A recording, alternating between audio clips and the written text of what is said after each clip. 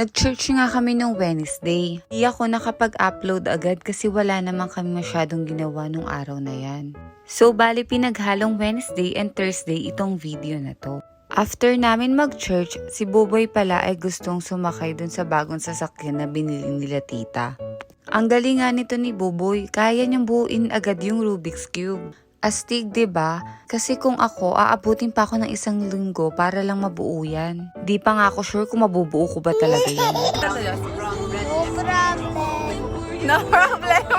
Pumunta nga pala kami sa A&W para kumain. Pagdating namin, umorder na agad kami ng pagkain.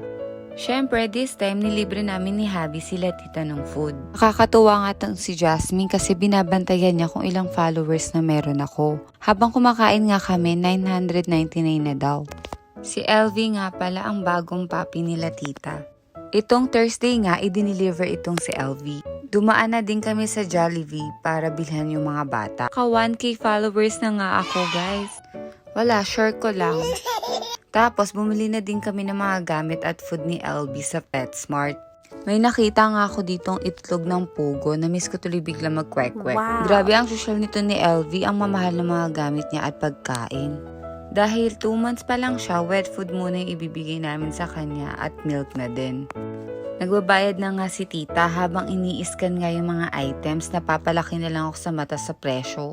Inabot nga ng $240 lahat ng binayaran ni tita.